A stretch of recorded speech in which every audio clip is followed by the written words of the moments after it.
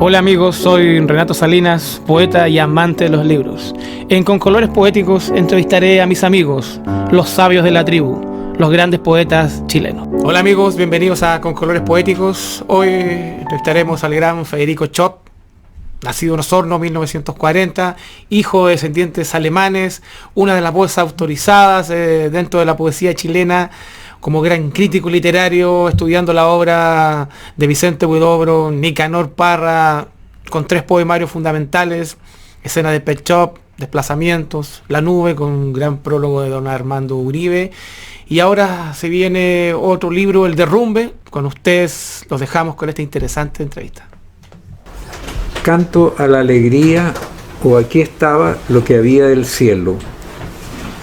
Jóvenes de estos días, recuerden a Sileno el sabio, que erraba por los bosques de la antigua Grecia y ahora deambula taciturno por las calles, algo entonado por el vino, para poder resistir lo que afirma, incluso para él mismo.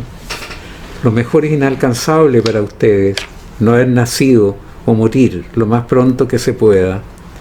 Después de hacer el amor, por ejemplo, suicidarse en pareja o solo, o morir de un infarto, antes de imaginarse el orden o desorden de los días que se aleja del paraíso terrenal, el único que existe o lo parece a veces.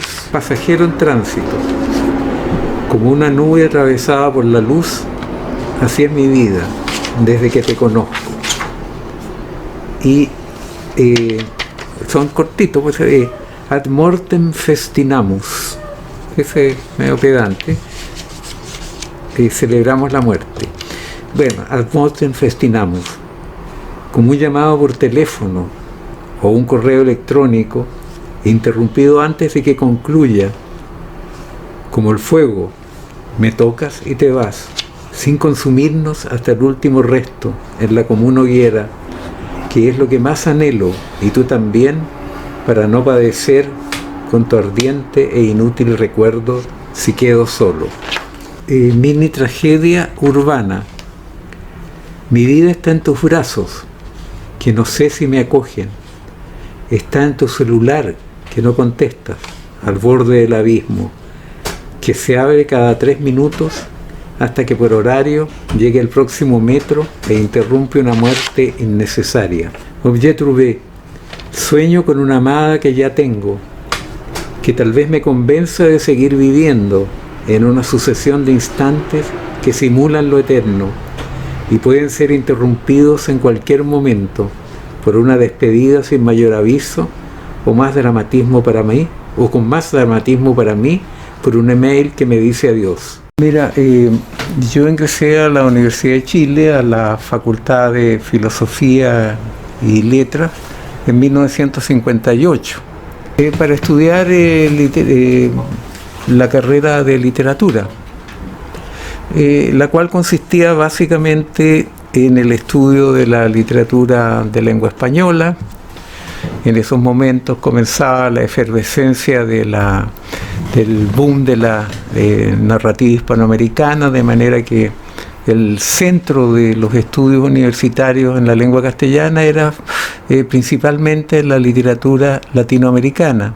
A Nicanor Parra lo conocí precisamente mientras estaba estudiando en este lejano año para mí ya de 1958, en los patios de lo que en esa época se llamaba Instituto Pedagógico y que ahora es la Facultad de Filosofía y Letras.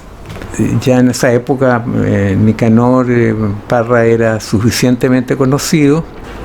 Por diversas circunstancias yo ya había leído bastante su antipoesía y era uno de los admiradores del antipoeta en esos años. De manera que lo conocí muy tempranamente, a los 18 años, lo cual era para mí un gran beneficio, ya que él trabajaba en ese instituto y yo era alumno. Él hacía cursos de literatura ahí y en la Facultad de Ingeniería. Comencé a ir a la casa de él que quedaba en los contrafuertes cordilleranos y que en esa época era una especie de casa prefabricada hecha a partir de restos de casas que habían sido demolidas o qué sé yo, que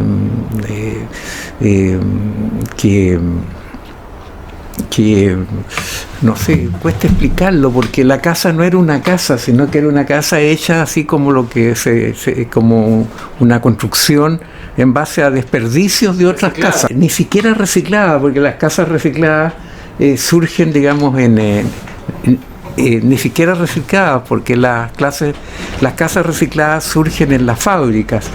Él se había construido en la Reina, o había empezado ya a construir una casa a partir de los restos de casas que él compraba en materiales en lugares donde vendían materiales de demolición.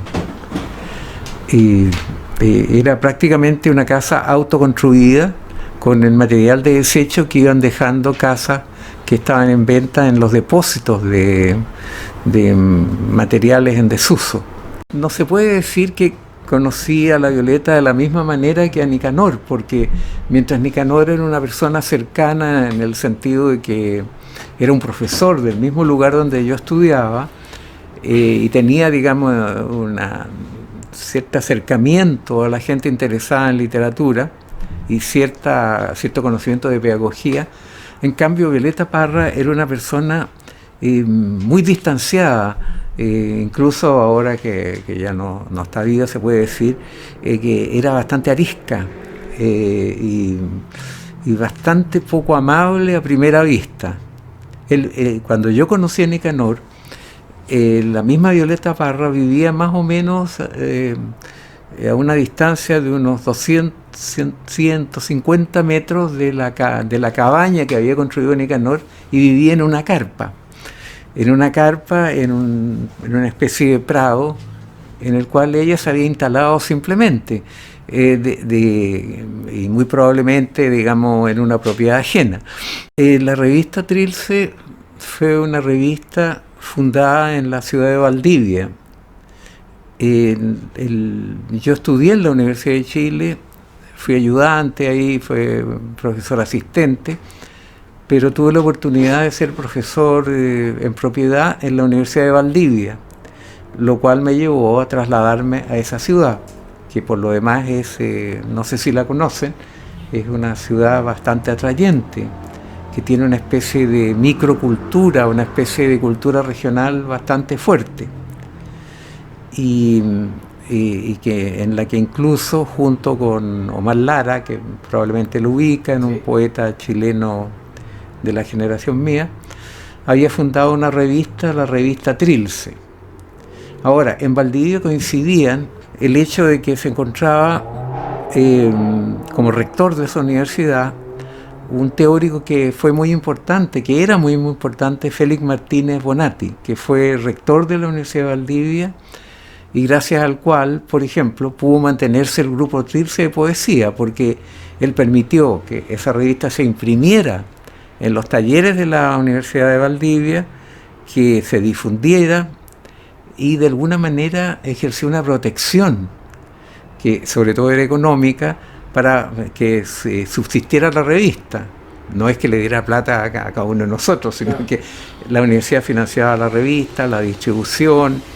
El propio Omar Lara tenía una pequeña ocupación ahí que era rentable, y que de alguna manera comenzó, sin que creo que nadie se lo hubiera propuesto, a adquirir importancia como una revista que estaba recogiendo la poesía joven del país en ese momento. Y de a poco Trilce comenzó a extender Trilce es el nombre de un libro de César Vallejo. Claro. Comenzó a divulgarse. Teníamos el apoyo de Martínez, digamos, en materia de envíos por correo, la impresión de la revista se hacía en los talleres de la Universidad de Valdivia, de modo que Trilce fue fuertemente apoyado por la universidad misma. Y en ese sentido, Valdivia se transformó en una especie de pequeño centro provincial de importancia en el desarrollo de las actividades literarias en Chile. Bueno, son exactamente en gran parte poemas que fueron, como te dijera, fueron publicados en este nuevo ambiente que se estaba desarrollando en Chile, en que la cultura universitaria se había extendido de los lugares tradicionales, que eran simplemente Santiago y Concepción, a prácticamente todo el país, desde Arica hasta Valdivia. Este es un libro del año 1966. La editorial era la editorial del Grupo Trilce, y quienes apoyaban, digamos, esta vida cultural en Valdivia eran principalmente los departamentos de la Universidad de Valdivia, sobre todo, digamos, con el apoyo de Félix Martínez. De modo que diríamos, hubo un estrecho nexo entre universidad y vida cultural. El libro se editó en Santiago por las ediciones Trilce, claro, pero con el apoyo de indirecto, porque de la Universidad de Valdivia. El libro se llama Desplazamiento y sitúa esta sensación de movimiento, de transcurrir del tiempo, de entender, digamos, que la vida no es estática, sino dinámica. Entonces dice, voy a leer un pedazo. No está instalado, curiosamente, está instalado en un espacio que no tiene límite. Dice, cansado de ser la bailarina del cosmos, que siempre lleva puesto el horizonte alrededor de los ojos, como una falda que se mueve con uno mismo, de ser el borde del silencio al que no puedo asomarme, límite en que mi rostro conserva la figura de adolescente perpetuo del universo. Cansado de mi ignorancia y de inútiles búsquedas interiores, me hice viajero de la luz. Y voy a leer otro pedacito más y explicar. Rápidamente traspasé la zona de los satélites, donde los hombres se hastían de ver el mismo paisaje a horas regulares, sin advertir que una ciudad es lo mismo que la nervadura de una hoja, o mejor, no es lo mismo, sino otra imagen imposible de distinguir, sin presente ni pasado ni futuro, sino simplemente objetiva, exacta y difusa, una pura superficie, detrás de la cual hay otra superficie, detrás de la cual hay otra superficie, donde acaso miren los ojos de una mosca capaz de concentrarse en sí las estalactitas de varios universos, y detrás aún un hombre que mira sonriendo y frotándose las manos, cuidadosamente peinado hacia atrás. El poema es bastante largo, así que aquí lo interrumpo, pero es una instalación en el espacio. Y curiosamente, paradójicamente, desde una zona remota del país. Valdivia en esa época era realmente una ciudad muy aislada del resto de la ciudad, del país. El título proviene de que en esa época se estaba desarrollando la industria del porno shop. Entonces, casualmente, digamos, mientras estaba afuera, y yo conocí a Claudio Giaconi, este escritor, narrador, y lo conocí en Nueva York, y él fue el que me introdujo en el Peep Show. Él fue el que me llevó a los Peep Show, era un fanático de estas entretenciones.